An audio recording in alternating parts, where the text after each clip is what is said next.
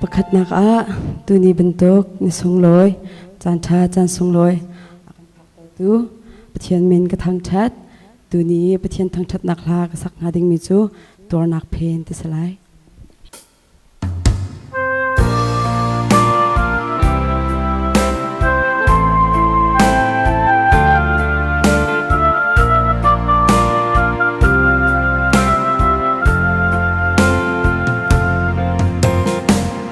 thấy lâu cơn dài trốn dung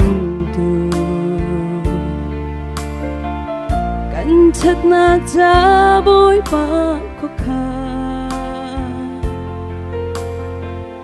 cẩn rọ xuân tôn van chết naka thấy thiêm lâu in har nak tông bel dung tu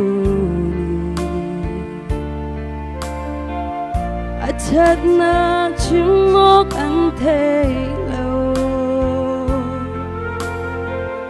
har na pheli mi bui do kan cha dam na zan cha na liap lo chun mo ding kho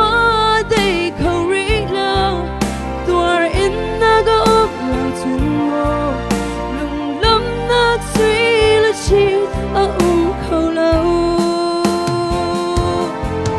tuổi na penny cho chua tuổi na penny cho chua cần cha thiên mi thiên cha cần dâu khổ nát tiếng ngã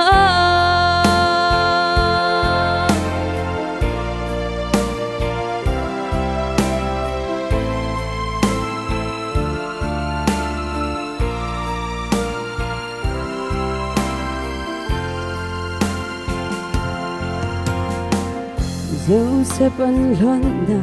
khổ chung ý dịp xiang bờ sáng chút đến anh thấy thiêm lâu mồ nào ni anh giỏi sẽ dàn cho nó liếp đầu chân mô dình khó tay khâu rí lâu tuổi in na go ốp lâu chân mô lùng lâm nát suy là chi khâu lâu tuổi nát penny cho chua tuổi nát penny cho chua gần cha tiếng mi thiếu cha gần châu khổ nát tiếng dàn cho nó liếp lâu chân mô dình khó tay khâu rí lâu tuổi in na go ốp lâu chân mô lùng lâm nát suy là chi khâu lâu tuổi nát penny cho chua tuổi nát penny cho chua gần cha tiếng mi thiếu cha gần châu khổ nát tiếng